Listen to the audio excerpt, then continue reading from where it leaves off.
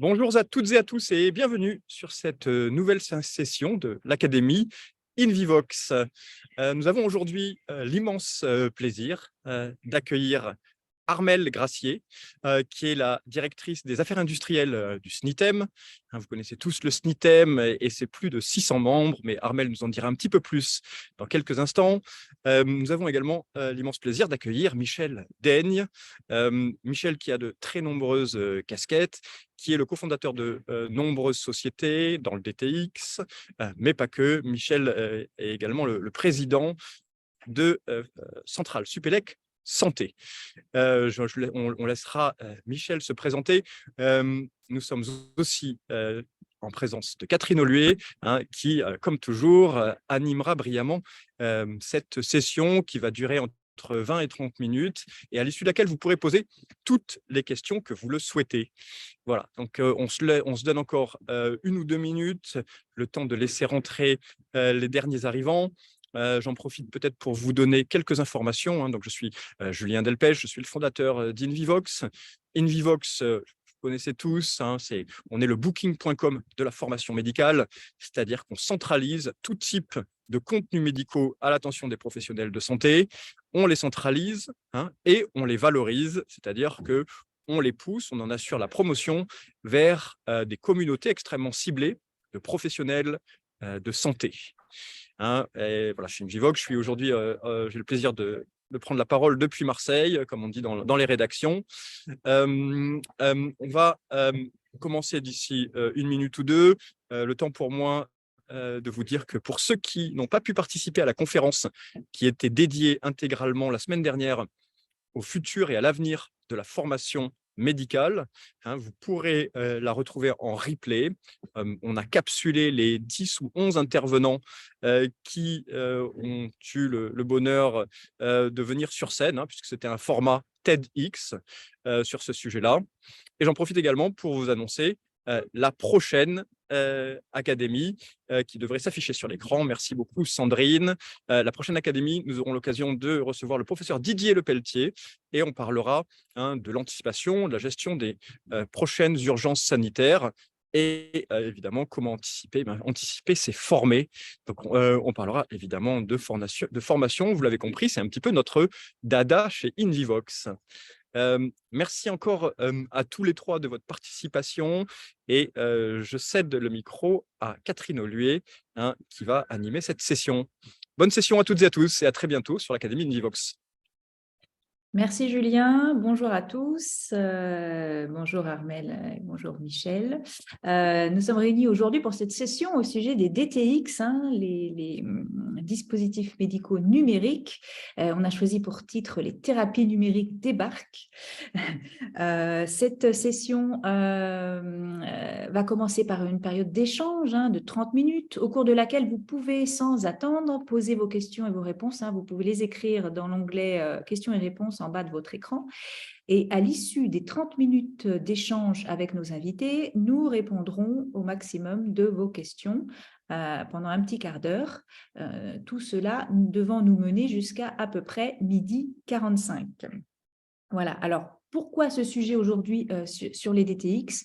Parce que l'actualité est très, très, très forte, s'accélère très rapidement au sujet des dispositifs médicaux numériques.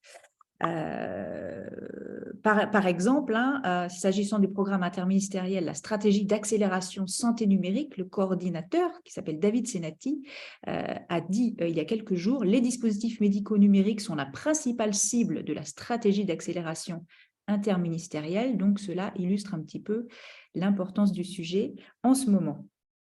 Avant de céder la parole à nos invités, nous allons vous proposer un premier sondage auquel vous pouvez répondre en ligne. Premier sondage, savez-vous ce qu'est un DTX, tout simplement, pour savoir un petit peu votre niveau de connaissance du sujet. Donc oui, tout à fait, oui, mais j'aimerais en savoir plus, ou non, pas encore. Voilà, et on essaiera bien sûr au cours de ce webinaire de vous renseigner plus avant sur ce que sont les DTX. Vous pouvez donc cliquer sur votre réponse. On vous laisse encore quelques secondes. Voilà. Et on va pouvoir afficher les résultats de ce petit sondage. Voilà, donc oui, tout à fait, 13%. Oui, mais j'aimerais en savoir plus, 46%. Donc, vous êtes au bon endroit pour cela. Et non, pas encore 42%. Et on va essayer donc de vous faire découvrir cette thématique. Alors, justement, la définition des DTX, c'est quelque chose qui n'est pas simple, qui n'est pas évident. Et vous allez pouvoir, dans un premier temps, l'un et l'autre, nous éclairer à ce sujet. On va commencer par vous, hein, Dr Armelle Graciet, si vous voulez vous représenter très rapidement et nous donner votre définition des DTX. Merci beaucoup. C'est à vous, Armelle. Bonjour à tous et merci de cette invitation. Donc effectivement, moi je suis la directrice des affaires industrielles du SNITEM et comme l'a dit Julien, le SNITEM c'est le plus gros syndicat de fabricants de dispositifs médicaux. On a près de 600 adhérents aujourd'hui au sein de notre organisation. Comme vous le savez, le secteur du DM est un secteur qui est extrêmement éclaté. On va de la compresse à l'IRM en passant par les fauteuils roulants, les prothèses cardiaques, etc. etc. Donc, on va dire que tout ce qui n'est pas médicament a de grandes chances d'être un dispositif médical. Point particulier sur notre secteur, plus de 90% des entreprises du secteur sont des TPE-PME. Donc voilà, ça illustre assez bien le fait que c'est un secteur qui est très éclaté. Alors effectivement, pour revenir sur le sujet qui nous occupe aujourd'hui, les DTX, je pense qu'il est important de préciser un peu ce que c'est. Alors, il n'y a pas de définition vraiment encore officielle de ce que c'est, mais dans le terme même de thérapie digitale, il y a quand même beaucoup de choses qui sont dites. Et en particulier, le fait que, comme l'a dit Catherine en introduction, les thérapies digitales sont des dispositifs médicaux numériques. On parle de dispositif médical parce que le dispositif a une finalité médicale. Alors, de façon plus large, les DM ont une finalité médicale en prévenant, prédisant, diagnostiquant, traitant ou permettant le suivi de patients. Et là, quand on parle de thérapie digitale, on tombe en plein dedans. On est dans le secteur du dispositif médical. Alors, parfois, j'entends parler de médicaments digital. Dans certaines interventions, on oublie ça, même si effectivement c'est un traitement qui se prescrit potentiellement comme un médicament. On ne peut pas parler de médicament digital quand on parle d'un dispositif médical. Autre précision, une thérapie digitale, ce n'est pas un outil d'aide au diagnostic, qui est un dispositif médical aussi, mais qui, comme son nom l'indique, aide au diagnostic. Et ce n'est pas non plus une solution de télésurveillance qui est plus spécifiquement axée sur le suivi des patients. Comme son nom l'indique, c'est une solution qu'on pourrait qualifier d'autonome, qui, prescrite par un médecin, participe au traitement du patient et c'est un traitement en soi, c'est une thérapie digitale.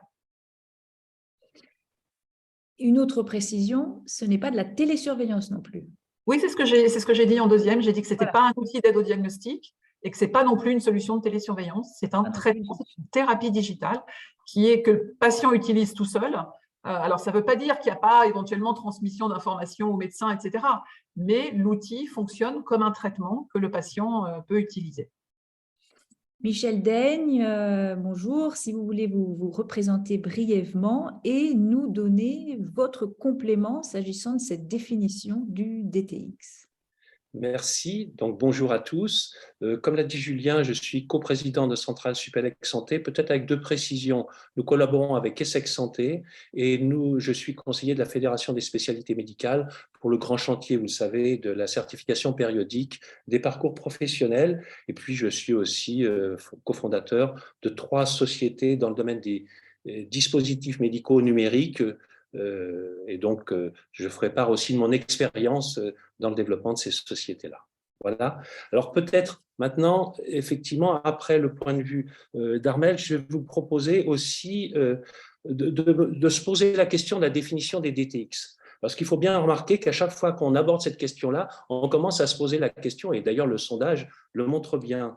Et en même temps, les dispositifs médicaux numériques sont la principale cible de la stratégie d'accélération de la santé numérique en France, et ils sont promis à l'échelle européenne. Il y a une task force qui vient de se mettre en place. Alors, comment définir les thérapies digitales et les dispositifs médicaux numériques les uns par rapport aux autres? Parce qu'on sent bien que c'est deux choses qui s'articulent. En introduction, l'Académie Invivox indique que désormais, il faut compter sur l'émergence de dispositifs autonomes embarquant des systèmes décisionnels, s'appuyant sur l'intelligence artificielle. Cette description tridimensionnelle me semble particulièrement juste, car elle fait ressortir que, comme pour tout objet, on peut en avoir au moins 3 points de vue. Une thérapie digitale est d'abord définie par des méthodes cliniques se rapportant à une maladie définie. C'est le point de vue du praticien médical et donc de son système décisionnel. Mais c'est aussi, une thérapie digitale est aussi basée sur une intelligence artificielle avec ses techniques algorithmiques. Ça, c'est plutôt le point de vue du data scientist. Donc, vous voyez, il y a le clinicien, le data scientist. Il ne voit pas la même chose, bien évidemment.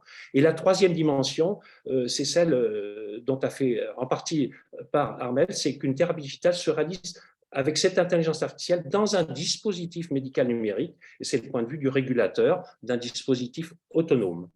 Donc, une thérapie digitale rentre bien dans la catégorie des dispositifs médicaux numériques à base d'intelligence artificielle, comme d'ailleurs l'a formulé la HAS. Voilà, donc je pense maintenant on commence à avoir une idée assez claire sur ce que c'est que les DTX, les thérapies digitales. Merci Michel. Alors, avant d'évoquer de premiers exemples, on va juste regarder les résultats d'une étude menée par l'Observatoire Vidal qui montre que les médecins eux-mêmes, pour le moment, ont encore une assez grande méconnaissance des DTX. Donc, je pense qu'on va voir les résultats s'afficher de cette étude qui a été menée cet été. Donc, 46% des médecins ne connaissent pas du tout les DTX. 37% en ont déjà entendu parler, 26% savent que des DTX sont disponibles et pris en charge en France, 9% seulement ont déjà prescrit ou utilisé un DTX et 8% ont l'intention d'en prescrire ou d'en utiliser dans un avenir proche. Voilà, donc les médecins eux-mêmes sont encore très peu informés. Dans cet observatoire, Vidal, il a été demandé aux médecins également quels DTX ils connaissent le mieux. Et donc, les 3 DTX les plus connus par ces médecins sont Freestyle, Diabeo et Diabeloop. Voilà, donc le secteur, les 3 DTX concernent le secteur du diabète.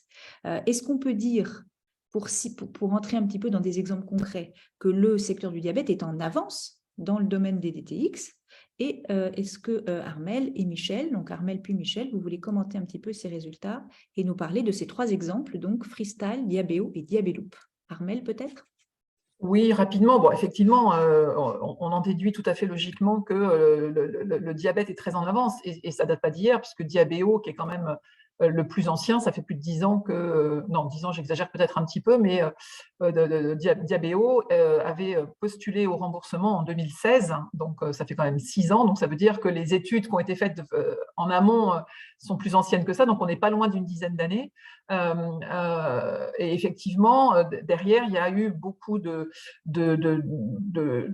solutions développées. Bon, on est sur un marché extrêmement important, maladie chronique, avec des gros enjeux de santé publique, donc on va dire, et puis ces projets étaient menés, en tous les cas en ce qui concerne Diabeo, en collaboration avec un gros laboratoire pharmaceutique qui avait les moyens, donc forcément ça a probablement aidé. Freestyle est aussi commercialisé par une grosse société, donc il y a beaucoup de développement dans ce domaine. J'ai vu dans le sondage il y avait 26% des médecins qui savaient qu'il y avait des DTX sur le marché et pris en charge. En fait, il n'y en a pas tant que ça. Faut être très clair. En dehors de celles que vous avez citées, Diabeo est toujours pas pris en charge. Diabeloop l'est depuis tout à fait récemment. Freestyle, c'est un petit peu différent parce qu'on est plus sur la partie diagnostic. Je ne suis pas sûre que je qualifierais Freestyle de thérapie digitale. Et puis, il y en a une qui a été évaluée récemment par la HAS, qui est Deprexis en santé mentale, mais qui n'est pas encore pris en charge sur la LPP. Donc, en fait, il n'y en a pas tant que ça. Donc, ce n'est pas forcément étonnant de voir que les médecins ne connaissent pas les DTX. Michel, vous voulez commenter? Oui, juste un commentaire qui conforte ce que vient de dire Armel. C'est que je pense qu'il est remarquable de constater que le champ d'application reconnu par les médecins, c'est le diabète. Bon, il se trouve que je connais relativement bien Pierre Laurent avec sa société Volantis. Il faut savoir qu'il a créé sa société à la sortie de Centrale Paris il y a 21 ans. Et il a donc travaillé, développé, il a développé la solution Diabeo System avec Sanofi, il a maintenant une plateforme Teraxium de développement de thérapie digitale. Donc, c'est pour dire que le déploiement de thérapie digitale, c'est une œuvre de longue haleine. Un médicament, on sait qu'il faut 11, 12 ans. Là, il faut bien prendre en compte ce fait-là. Voilà simplement mon commentaire.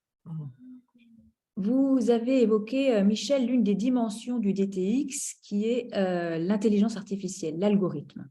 On va passer quelques minutes maintenant sur la spécificité, l'amélioration du dispositif médical, l'amélioration continue du DM numérique, qui est quand même sa grande spécificité.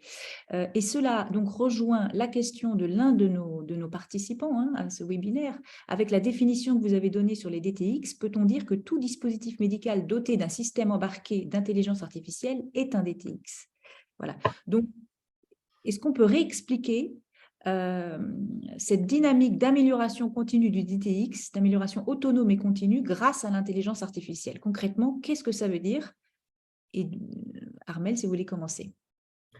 Oui, alors je répondrai par la négative et ça rejoint la définition que j'ai donnée au début. Vous avez tous les outils d'aide à la décision sont basés sur l'intelligence artificielle. Et pour autant, ce ne sont pas des thérapies digitales. Je crois qu'il y a vraiment la notion de thérapie qui rentre dans la définition des DTX qu'il faut prendre en compte. Donc, DM numérique avec IA n'est pas égal à DTX. Et dans les solutions de télésurveillance, il y a de l'algorithmie. Il n'y a pas forcément de l'intelligence artificielle, mais il y a un minima de l'algorithmie. Et pourtant, ce ne sont pas des thérapies digitales, ce sont des solutions de télésurveillance qui n'ont pas tout à fait le même objectif. Donc, je pense qu'il faut être très clair là-dessus. Ce sont pour moi trois notions différentes. On est dans le grand bassin des dispositifs médicaux numériques, mais il faut les distinguer. Alors, c'est très, très important ce que dit Armelle, parce que sinon, on rentre dans une confusion générale. Et c'est pour ça que j'ai insisté sur le fait qu'il y a une troisième dimension, une thérapie digitale. C'est d'abord quelque chose qui fait appel à des méthodes cliniques du praticien qui est en train de traiter une maladie. On est dans ce domaine-là. Et s'il n'y a pas ce domaine-là, on n'est pas dans la thérapie digitale, comme son nom l'indique. Alors maintenant, ce qui est intéressant de voir, c'est quelle dynamique spécifique induit le fait que c'est basé sur des algorithmes d'intelligence artificielle. Il faut bien voir que cette intelligence artificielle, elle va augmenter au fur et à mesure de l'entraînement par des techniques algorithmiques qui seront de plus en plus profondes. Vous savez qu'on a des algorithmes qui vont de plus en plus profondes, de plus en plus vers l'autonomie. On sent bien intuitivement qu'au fur et à mesure où des communautés médicales vont se constituer, il y a des bases de données de plus en plus massives, de plus en plus raffinées qui vont se constituer. Il y a toute une dynamique. Une thérapie digitale, ce n'est pas quelque chose de fixe, c'est quelque chose qui grandit au fur et à mesure comme un organisme vivant, quelque part. Et donc, je vais prendre un exemple là, que je connais bien, c'est la société Logiprem, qui a déjà réussi à sécuriser des prescriptions de médicaments et produits de nutrition de 160 000 nouveau-nés en soins intensifs et réanimation. Et donc, c'est tout un travail avec des communautés médicales qui s'agrègent progressivement et puis qui fait qu'on a des données de plus en plus riches et puis après des algorithmes qui traitent ça. Vous voyez, donc, c'est très important de comprendre cette dynamique très particulière de ces thérapies digitales.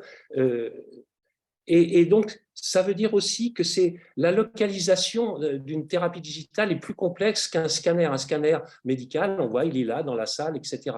Une thérapie digitale, c'est beaucoup plus complexe à localiser dans l'espace et le temps. Et ça amène à repenser complètement les phases habituelles de développement et de validation d'un produit de santé qu'on connaît tous. Alors, ça, ce n'est pas nécessairement stabilisé au niveau français et européen.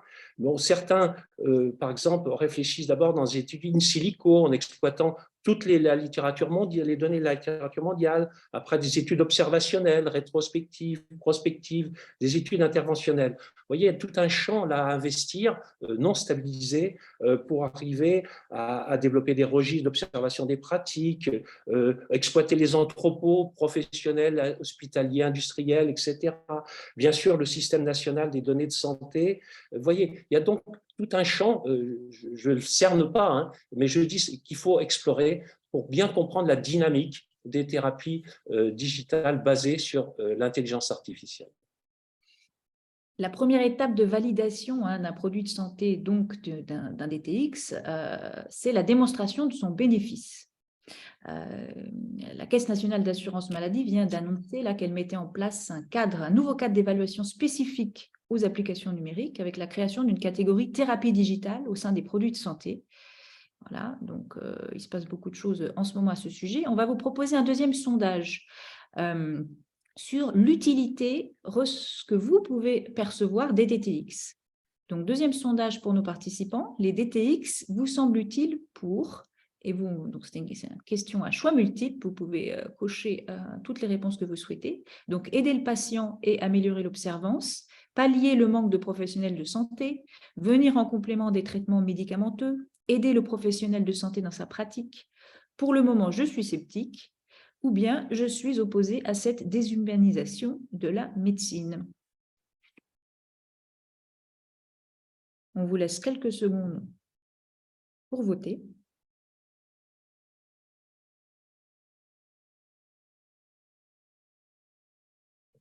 Et on va présenter les résultats. Voilà, donc vous êtes une grande majorité à penser ou espérer que les DTX sont utiles pour aider le patient et améliorer l'observance, pour venir en complément des traitements médicamenteux et pour aider le professionnel de santé dans sa pratique.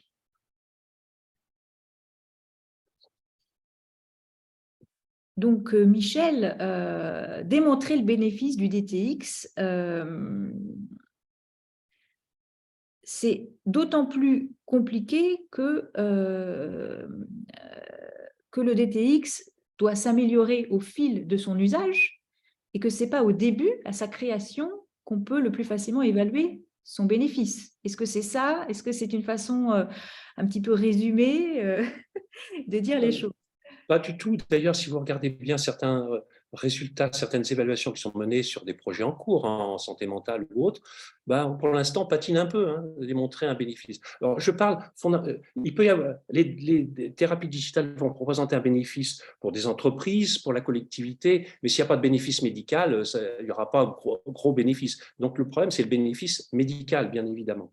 Donc, démontrer un bénéfice médical présuppose d'abord que les praticiens médicaux s'approprient la thérapie digitale avec leurs patients. Et on le voit bien, donc les problématiques qu'il y a d'appropriation par le patient, ça intéresse le patient, l'observance, ça intéresse la pratique médicale et ça intéresse les traitements, bien évidemment. Alors, il faut bien voir qu'il y a peut-être encore des clarifications à faire. Je vais être assez bref, je vais citer un chercheur à l'INRIA qui travaille sur les maladies neurodégénératives, mais c'est important de faire une distinction qui n'est pas toujours faite.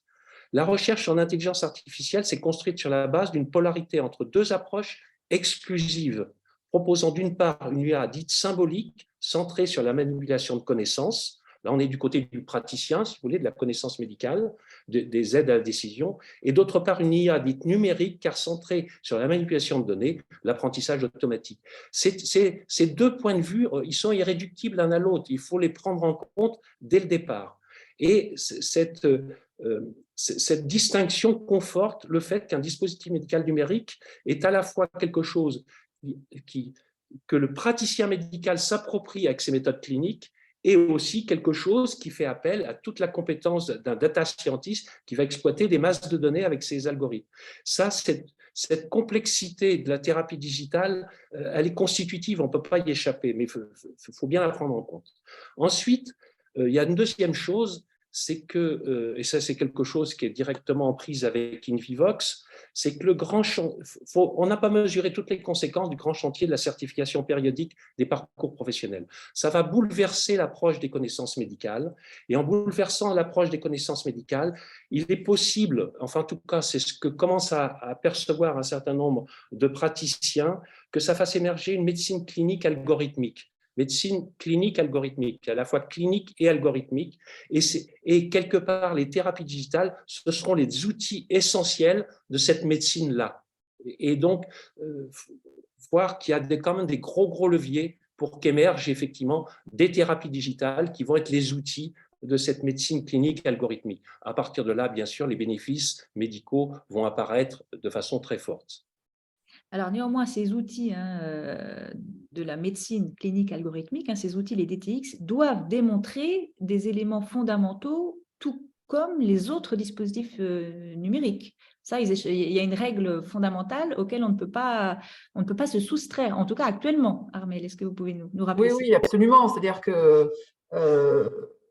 Michel a raison, mais là, on parle quelque part de la conception. Une fois qu'on a dit ça et qu'on a un outil qui semble apporter la réponse qu'on attend, il faut l'évaluer comme n'importe quel dispositif médical. Et ça veut dire que le premier temps, c'est d'abord de démontrer la sécurité de l'utilisation, c'est-à-dire qu'en l'occurrence, que le traitement délivré par cette thérapie digitale est efficace et surtout est sûr d'abord. Et puis, il y a le bénéfice-risque qui est important et qui est le prérequis du marquage CE. En fait, vous n'avez pas de marquage CE si vous ne démontrez pas la sécurité et le bénéfice-risque, le rapport bénéfice-risque de votre solution. Donc, ça ne déroge pas. Ce n'est pas parce que c'est une thérapie digitale que ça déroge au process classique. Il faut donc, en plus, démontrer, bien sûr, la sécurité, comme je l'ai dit, l'interopérabilité. Aujourd'hui, par rapport aux dispositifs médicaux classiques,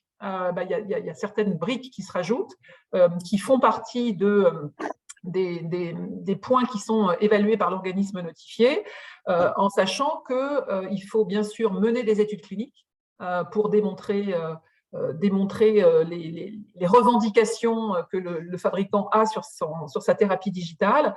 Et puis, il y a un paramètre tout à fait récent qui vient d'être adopté au niveau européen et qui implémente à la fois la brique intelligence artificielle, mais le côté humain quand même, avec la garantie humaine, qui est passé en France dans la loi de bioéthique, et la France a été extrêmement promoteur de ce concept au niveau européen. Et ça veut dire qu'aujourd'hui, il doit y avoir une forme de vérification des algorithmes d'IA par l'homme pour vérifier que la solution fait bien ce qu'elle fait. Parce que comme l'a dit Michel, évidemment, les solutions digitales qui sont basées sur l'IA se nourrissent de données. Et au fur et à mesure que les praticiens l'utilisent, il y a de la remontée de données qui permettent encore d'améliorer le système. Mais de façon régulière, il faut pouvoir vérifier qu'à un instant T, l'outil fait toujours bien, malgré les changements liés peut-être aux données, fait toujours bien ce pourquoi il a été conçu et ce pourquoi il a été validé. Et ça, c'est un point extrêmement important que les entreprises vont devoir mettre en place avec un conseil scientifique, etc. Voilà, donc ça, on va dire que c'est la base, si je puis dire, pour obtenir l'autorisation de commercialiser en France sa solution et donc d'obtenir le marquage CE pour ça. Après, il y a toute la partie remboursement qui est un autre champ, mais à la base, déjà, il faut être sur le marché et avoir l'autorisation d'être sur le marché au travers du marquage CE. Avec un parcours réglementaire qui est un peu compliqué, avec un règlement européen qui soucie pas mal d'industriels. Oui, alors c'est vrai qu'il faut, d'abord, ça va dépendre de la classe aussi de la solution digitale, de ce qu'elle fait. Donc, plus la solution développée entraîne potentiellement un risque pour le patient, plus la classe va être élevée, 2A, 2B, voire 3 pour certains, pour lesquels le risque pour le patient est important. Plus cette classe est élevée, plus les prérequis cliniques, les preuves à apporter sont importantes, sont exigeantes. Et donc, effectivement, ça peut nécessiter des développements cliniques importants. Et vous l'avez souligné, ça n'a échappé à personne qui développe des DDM numériques en ce moment, et des DM tout court d'ailleurs, qu'il y a un encombrement massif au niveau des organismes notifiés et qu'effectivement, le parcours, au-delà du développement classique, qui est déjà, ce n'est pas un long fleuve tranquille pour un porteur de projet, est encore complexifié par l'accès au marché, où les délais aujourd'hui, effectivement, d'obtention d'un marquage CE se chiffrent en mois, et on est plutôt sur une tendance de 12 à 18 mois actuellement auprès des organismes notifiés, effectivement. Michel, est-ce que je vais vous faire réagir sur ce qui vient d'être dit, mais est-ce que vous pouvez nous donner des exemples un peu plus concrets de ce que vous avez appelé la médecine clinique algorithmique, et à travers ces exemples, quel est votre point de vue sur le parcours réglementaire de ces nouveaux dispositifs pour arriver jusqu'au marquage CE, tel que le parcours existe aujourd'hui? Voilà. Juste, sans en parler plus que ça. Bon, il se trouve que j'ai une expérience, si vous voulez, dans 2 domaines. Hein. C'est les maladies dermatologiques chroniques et puis d'autre part, la souffrance au travail et les risques psychosociaux. Vous voyez, c'est deux projets un peu très différents l'un de l'autre, hein, mais qui posent donc tous ces problèmes de thérapie digitale. Comme l'a dit Armelle, effectivement, c'est paradoxal la situation. Quand on se place du point de vue de l'entrepreneur, hein, c'est paradoxal. À la fois, effectivement, c'est une montagne à monter. C'est une montagne parce que ça sature en Europe au niveau de la procédure. Et en plus, il y a une complexité spécifique aux thérapies digitales qui est encore plus ou moins prise en compte pour l'instant. D'accord ? Mais en même temps, là, le côté positif, c'est que tout ça est en train de se mettre sur la table. Franchement, on sent bien qu'il y a une volonté de mettre vraiment toutes ces questions sur la table. Donc ça, c'est le côté positif des choses. Alors, c'est pas facile parce que souvent, c'est les startups hein, qui mènent ce genre de projet, plus ou moins en liaison avec des grands groupes. Donc, la charge peut être considérable hein, sur l'épaule des startups. Hein. Mais voilà, donc je dirais la situation est paradoxale, à la fois extrêmement ardue, mais en même temps, on sent bien depuis quelques semaines, depuis quelques mois, une ouverture sur ces questions-là, à partir de mon expérience personnelle. Alors après une fois que le marquage CE est obtenu, hein, les industriels se penchent sur la demande de prise en charge par l'assurance maladie, et pour cela, il y a une évaluation par la Haute Autorité de Santé qui est faite. Donc, vous l'avez dit tout à l'heure, Michel, au niveau européen, les organismes cherchent à trouver un consensus sur l'évaluation, une évaluation homogène hein, des dispositifs médicaux numériques. L'assurance maladie, on l'a dit, travaille sur ce sujet et la Haute Autorité de Santé vient d'annoncer qu'elle va lancer en 2023 une expérimentation d'évaluation médico-économique pour les dispositifs médicaux numériques. Donc, Armelle, je pense que là, vous allez pouvoir nous dire que des règles de base sont également à respecter en matière d'évaluation par la Haute Autorité de Santé. Les DTX devront a priori se plier aux mêmes règles que les autres dispositifs médicaux. Oui. Alors, pour reprendre rapidement ce que vous venez de dire, bon, effectivement, il y a des travaux qui sont en cours au niveau européen pour harmoniser l'évaluation des dispositifs médicaux numériques. Donc ça, je pense que voilà, on est dans quelques mois pour que ça arrive sur un consensus européen. La CNAM vient effectivement d'annoncer la création d'une nouvelle sous-direction à la CNAM pour l'évaluer. Alors, à la fois, elle dit qu'elle veut évaluer les DTX, mais en même temps, elle dit que c'est pas sous sa responsabilité, c'est la HAS qui doit les évaluer. Donc, on est plutôt, je pense qu'il y a confusion au niveau de la CNAM, puisqu'elle dit que les thérapies digitales qui n'ont pas de DM, elle doit s'en occuper. En fait, c'est incompatible, ça. Cette phrase ne fonctionne pas. Une thérapie digitale, c'est un DM, donc c'est vrai que c'est sous la responsabilité de la Haute Autorité de Santé. Et dès aujourd'hui, une entreprise qui a développé une thérapie digitale peut se faire inscrire sur la liste des produits et prestations remboursables. Et pour ça, effectivement, le passage obligatoire, c'est la Haute Autorité de Santé qui va procéder à l'évaluation des données cliniques qui permettent de vérifier que la solution digitale fait bien ce qu'elle dit qu'elle fait. Et la première chose que vérifie la Haute Autorité de Santé, c'est le bénéfice patient, effectivement, où la LPP ne prend en charge que les solutions à usage individuel. Donc, on est bien dans ce cadre-là. Donc, la Haute Autorité de Santé, elle va plus loin que le marquage CE et elle va évaluer le bénéfice patient, c'est-à-dire qu'en gros, elle va dire, bah oui, la solution mérite d'être remboursée parce qu'elle apporte un bénéfice au patient.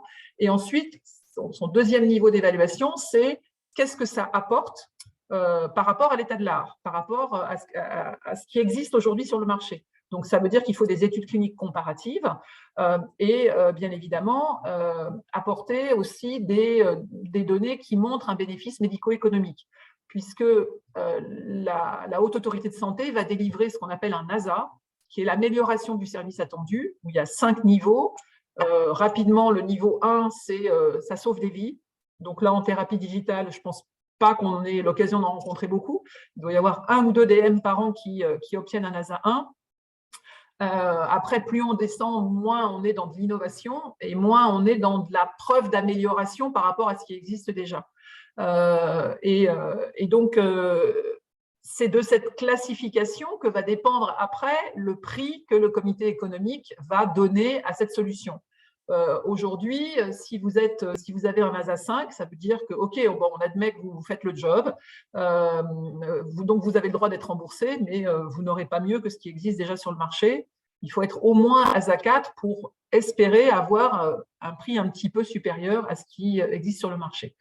Et il faut faire la démonstration aussi de l'intérêt médico-économique, qui est quelque chose qui est pris en compte de façon beaucoup plus importante aujourd'hui. Donc, c'est vrai que voilà, c'est pas une fois qu'on a le marquage CE, le chemin est encore long pour une prise en charge parce qu'on sait, alors heureusement pour les patients, malheureusement pour les industriels, que ce qui n'est pas pris en charge par l'assurance maladie a peu de chances de trouver un vrai marché en France.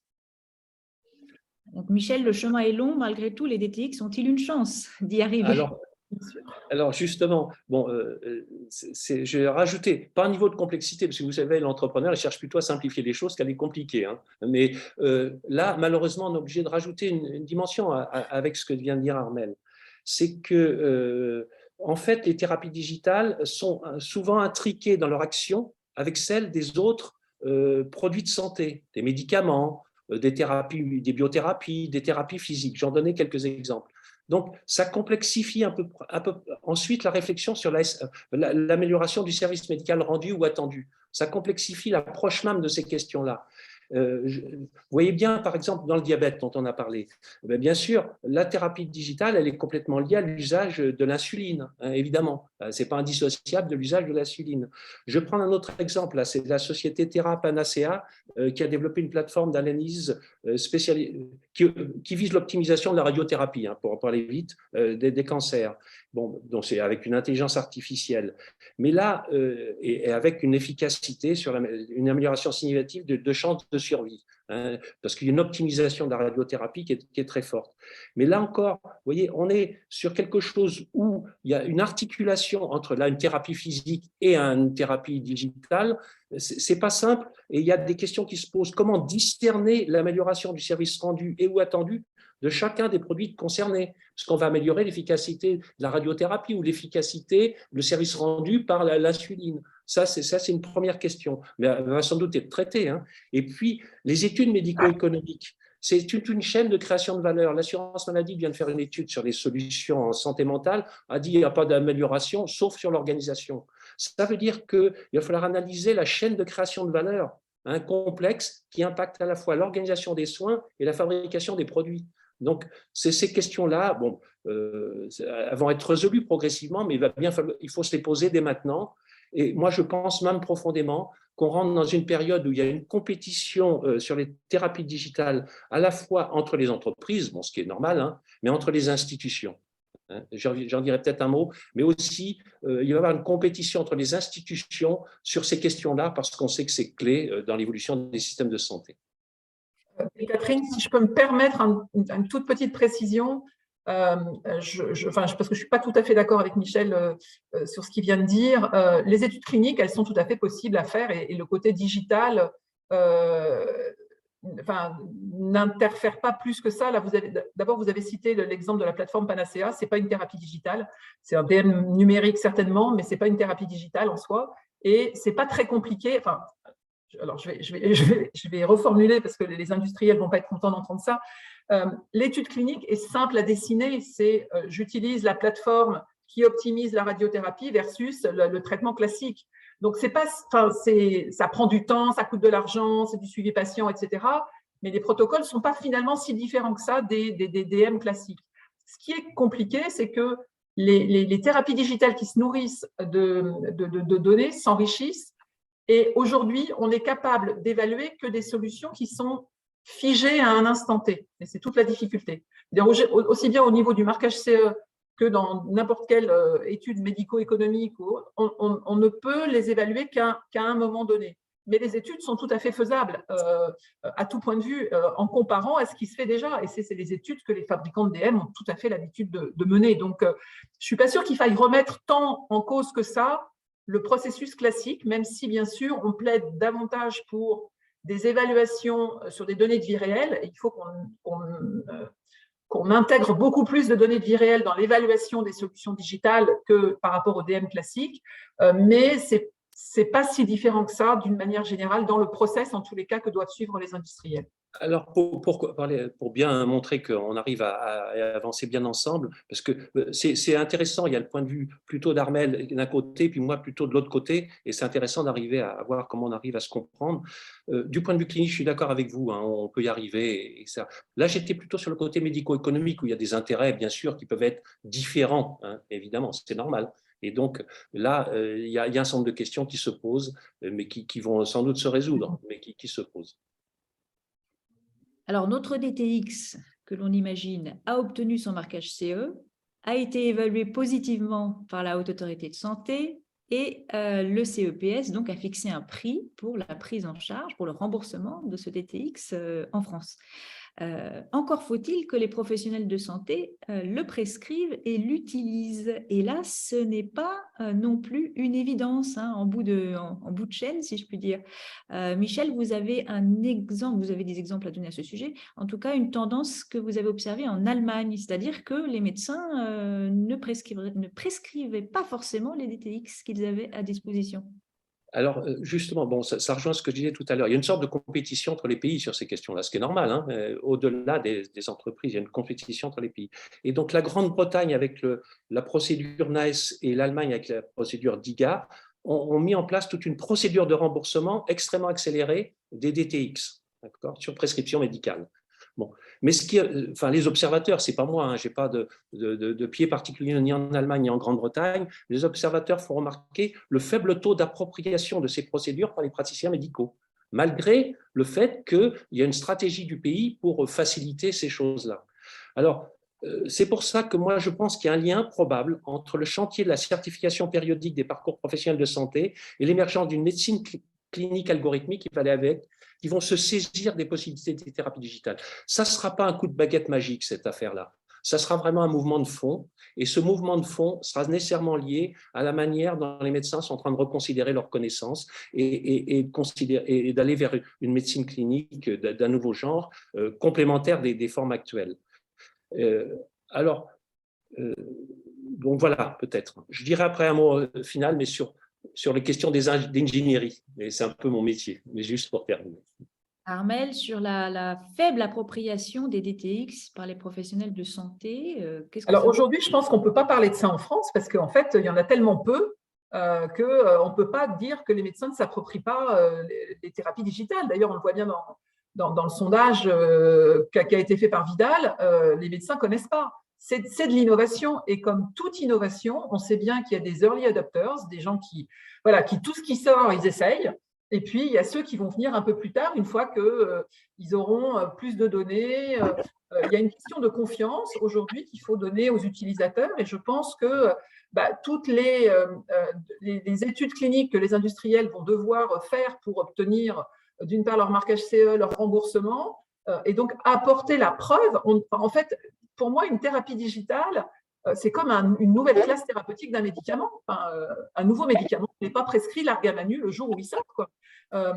Parce qu'il y a des gens qui sont méfiants, qui ne savent pas trop, et puis il faut qu'ils aient toutes les informations sur à quel patient ça s'adresse, etc. Donc, une société qui a développé une thérapie digitale et qui est arrivée au marché et qui est remboursée, il faut faire le travail d'éducation des professionnels de santé, d'information pour que les médecins apprennent à les utiliser. Mais moi, je ne dirais pas qu'il y a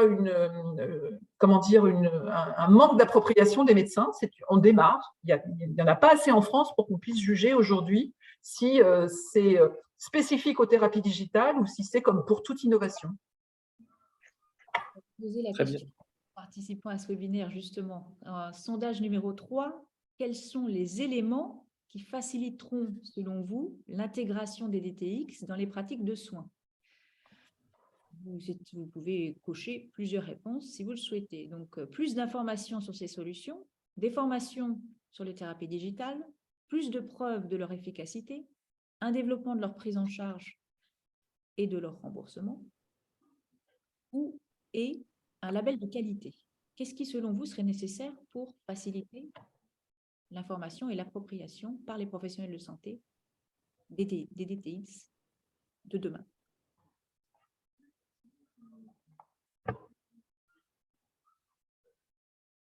Voilà, on va afficher les résultats de notre petit sondage. Voilà, donc c'est un petit peu ce qu'Armelle vient de dire, hein. La priorité va à l'information tout d'abord, puisque ces solutions sont encore assez peu connues. Les formations et les preuves de leur efficacité arrivent en deuxième position. Je voudrais juste réagir sur le dernier point, le label de qualité. Quelle idée! Le parcours de l'industriel qui doit se taper déjà toutes les études cliniques pour obtenir le marquage CE, qui va aller fournir toutes les preuves cliniques à l'HAS pour obtenir le remboursement, etc. Il faudrait qu'en plus, ils se prennent une couche supplémentaire avec un label de qualité, dont je ne sais pas ce que ça veut dire, qui serait légitime pour encore apporter plus que le marquage CE et la reconnaissance des autorités sur une solution. Je crois que là, il faut être quand même extrêmement prudent quand on propose ce genre d'initiative. Armelle, on ne mettra pas en œuvre le label de qualité. Est-ce que Michel, vous voulez réagir à ce sondage? Oui, je suis évidemment d'accord avec Armelle. Il faut déjà bien faire la certification des dispositifs médicaux et déjà on aura bien avancé. Peut-être juste un point. Donc on voit bien qu'il y a un enjeu de la bouteille à moitié vide, à moitié pleine avec les médecins, on va dire, entre Armelle et moi, hein, mais c'est pas grave. Hein, c'est deux points de vue un peu complémentaires. J'ai essayé de montrer aussi qu'il y a un enjeu de management des données de santé, parce qu'on voit bien que des thérapies digitales, ça se nourrit de données, et donc ça met en cause un petit peu la façon dont on manage les données de santé actuellement. D'ailleurs, il y a des travaux de recherche qui vont commencer à Paris-Saclay à ce sujet. Et puis, je voudrais dire un mot, si c'est possible. Je vais essayer de balayer devant la porte des ingénieurs, hein, parce qu'on a parlé des médecins, on a parlé des managers, peut-être un peu des ingénieurs. Bien sûr, il y a des enjeux de data scientists, évidemment, des ingénieurs qui devront développer l'interopérabilité des technologies numériques, comme on a parlé Armelle, qui sont mises en œuvre à différentes échelles territoriales en plus. Hein. Ce n'est pas si simple que ça, cette question d'interopérabilité.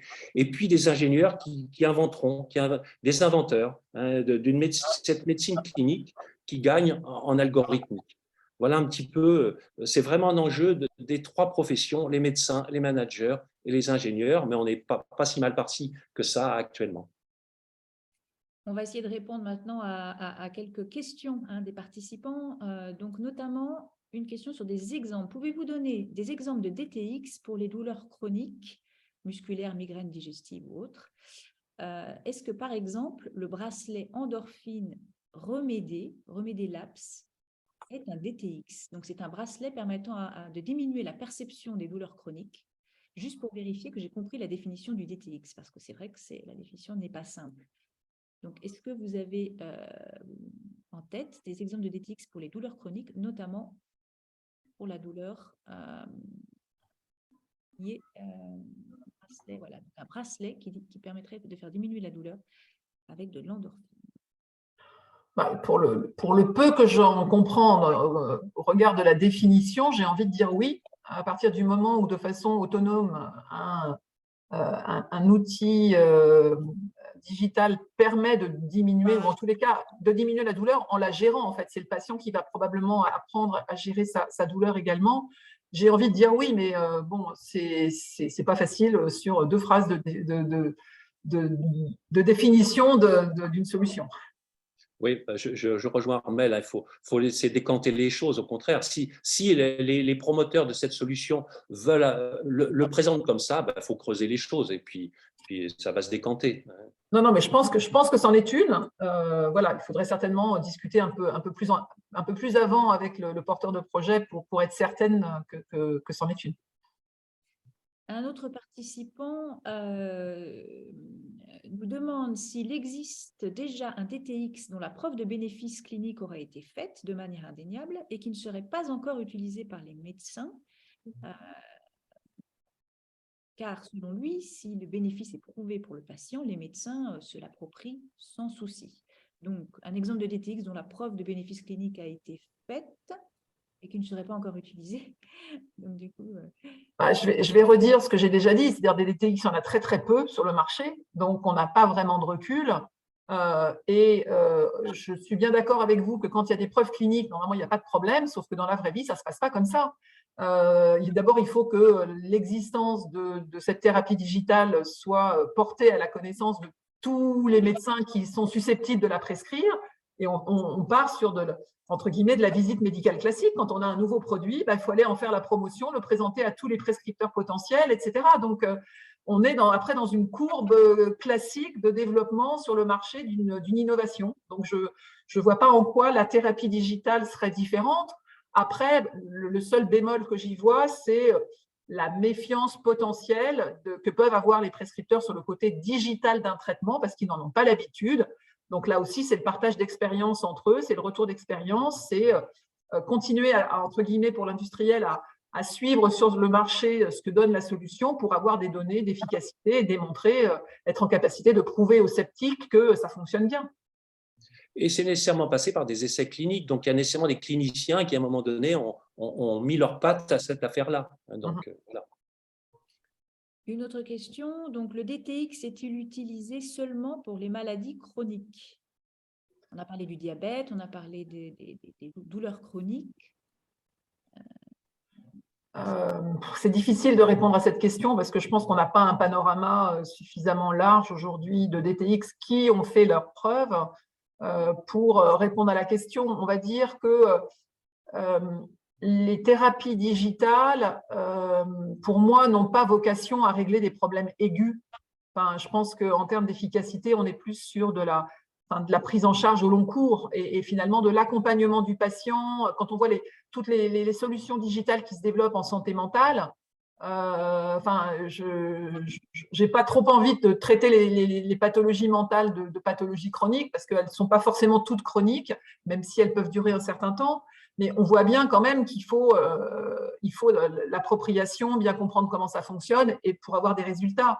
Donc aujourd'hui, les gros enjeux étant, aussi bien de santé publique que économique, sont sur les pathologies chroniques parce que ce sont elles qui coûtent le plus cher à la sécurité sociale et qu'on essaye toujours de trouver des solutions à la fois qui soient efficaces, qui permettent la participation du patient, et je pense que c'est ce que peut permettre la solution digitale, c'est-à-dire l'empowerment du patient, et puis en même temps aller vers des thérapies où les gens n'ingèrent pas de médicaments, enfin voilà, peut-être des thérapies entre guillemets plus vertes qui peuvent convenir à certains patients. Donc je ne suis pas sûre qu'il y ait cette opposition-là, mais aujourd'hui, je n'ai pas d'exemple concret de solution digitale qui ait pu être développée dans des pathologies aiguës en opposition aux pathologies chroniques.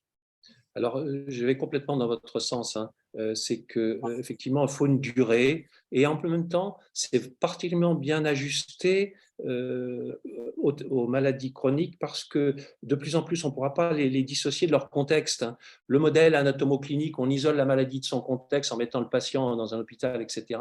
Ça ne correspond pas tout à fait à la problématique des maladies chroniques où il y a l'alimentation, enfin, je ne sais pas quoi, plein de choses. Donc, et c'est particulièrement bien adapté à ces problématiques-là, les thérapies digitales. Donc, effectivement, sans exclure rien du tout, c'est plutôt dans ce sens-là, elles risquent d'être utilisées. On va essayer de répondre rapidement à d'autres questions qui sont posées. Est-ce qu'un TANS piloté par un smartphone est un DTX? Alors, TANS, à vrai dire, je viens de regarder. Intense, oui, c'est la stimulation transcutanée. Stimulation électrique transcutanée, ouais. Alors, je dirais non. C'est comme beaucoup de dispositifs médicaux qui sont accompagnés d'une application. Mais avant tout, le TENS, il fonctionne sans application, tout seul. Donc, ça veut dire que c'est un dispositif médical a priori sur lequel on a développé une appli mobile, peut-être pour le programmer ou pour appuyer sur on pour le déclencher ou un truc comme ça, mais ce n'est pas une thérapie digitale, clairement. La place de la thérapeutique digitale en médecine d'urgence. J'ai un peu répondu à la question en ce sens que, en fait, j'en sais rien. Je n'ai pas, je vois pas mal de startups, mais je n'ai aucun exemple de thérapie digitale qui ait été développée sur… alors déjà, je ne parlais même pas d'urgence, je parlais d'épisodes un peu aigus, mais alors en urgence, je n'ai aucune idée. J'ai un peu de mal à le concevoir, mais… Je ne saurais pas vous répondre non plus. Ouais. Est-ce qu'on peut avoir une perspective sur l'usage dans les pays en voie de développement, vu le prix actuel des DTX, des premiers DTX? Est-ce qu'il y a des perspectives pour leur usage dans les pays en voie de développement? Alors, je ne sais pas si… le rapport au prix, je ne suis pas sûre de bien comprendre. Les DTX ne sont pas plus chers que des tas d'autres traitements qui existent, en particulier certains traitements médicamenteux. En revanche, ce que je vois, c'est que les pays qui sont en voie de développement, ils ont très souvent des systèmes de santé qui sont pauvres, voire inexistants, et que quand ils se développent avec l'état de l'art sur le marché. Et donc, il y a beaucoup de pays africains qui sont presque beaucoup plus en avance que nous sur l'utilisation du digital, sur la livraison de médicaments par drone, sur des tas de trucs comme ça, parce qu'en fait, ils partent de rien, donc ils prennent les dernières technos. Donc, je crois beaucoup, je me dis que… alors, je ne suis pas sûre, je sais qu'il y a beaucoup de thérapies digitales qui se développent en santé mentale, je ne suis pas sûre que c'est les premières dont ont besoin les pays en voie de développement, mais néanmoins, on l'a vu dans des pays comme l'Estonie qui a développé son système de santé tout à fait récemment, ils ont commencé, leur système est complètement numérique. Donc oui, je pense que les thérapies digitales sont très probablement une solution intéressante pour les pays en voie de développement, et je pense qu'une fois qu'ils auront pénétré, ils se développeront probablement beaucoup plus vite que dans nos pays, où on est un peu plus sceptique, peut-être un peu plus conservateur. Oui, tout à fait. C'est intéressant, ça. Ça veut dire qu'il n'y aura peut-être pas les obstacles que l'on connaît. En particulier, il n'y a pas le besoin des grosses infrastructures hospitalières. Alors que beaucoup de gens ont des smartphones dans ces pays-là. Donc, vous voyez, c'est plutôt des contextes plutôt favorables. Alors, ne devrait-on pas développer une forme d'ATU, autorisation temporaire d'utilisation, pour ces thérapies digitales jusqu'à preuve de leur efficacité?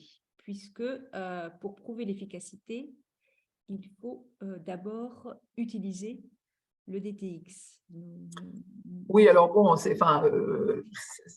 on va dire que les DTX ne sont pas différents des autres produits. Tous les autres produits, il faut aussi les utiliser au travers d'études cliniques pour savoir si ça marche ou pas. Donc, on pourrait dire que finalement, les DTX sont comme les autres produits et qu'elles n'ont pas besoin d'ATU. Mais en tous les cas, il y a un dispositif dont on attend les textes d'application, qui est ce qu'on appelle la PK, la prise en charge anticipée, qui correspond au DIGA en Allemagne, et qui va permettre à des solutions digitales d'accéder au marché de façon plus précoce que le droit commun, mais c'est très encadré. C'est-à-dire qu'en fait, ça va vous permettre d'être pris en charge un petit peu, en gros, une année avant d'avoir le droit commun, parce que les règles sont assez strictes.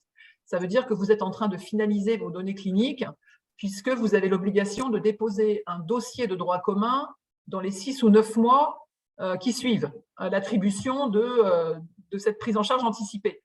Donc, ça permet effectivement de gagner un peu de temps, d'être remboursé avant, sur la base d'un protocole clinique et éventuellement de premiers résultats que vous avez, où on va se dire, oui, effectivement, la thérapie digitale a l'air de donner les résultats qu'elle dit qu'elle va donner.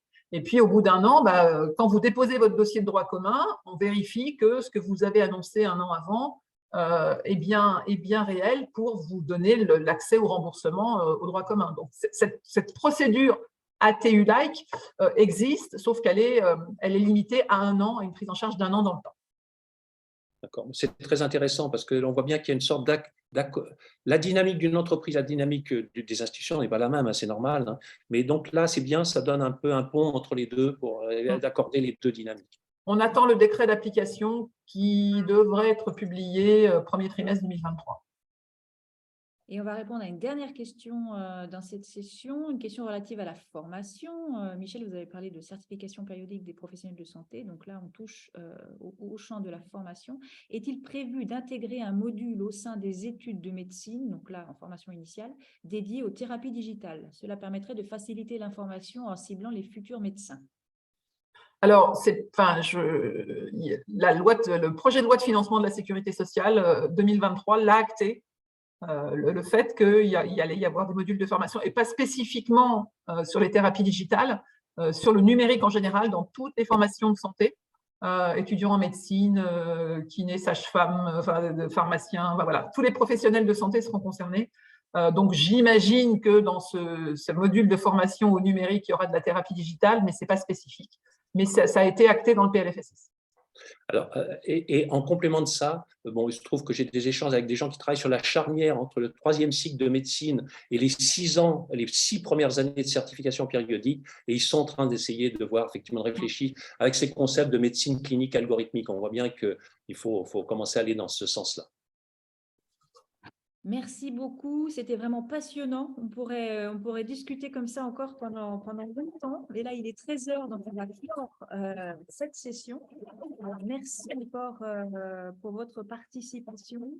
Le replay de cette session sera disponible prochainement. Donc, tous les inscrits recevront un mail leur permettant d'accéder directement au replay. On vous rappelle la prochaine session d'Invivox Academy qui sera la dernière de l'année 2022. Donc, ce sera le jeudi 15 décembre dans 2 semaines.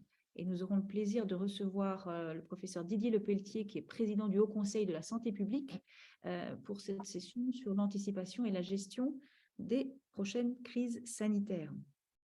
Voilà, écoutez, on vous remercie encore infiniment de votre participation aujourd'hui. Et puis, on souhaite à tout le monde maintenant un très bon appétit. Bonne journée à tous. Merci, Au vraiment revoir. merci à tous. Au revoir.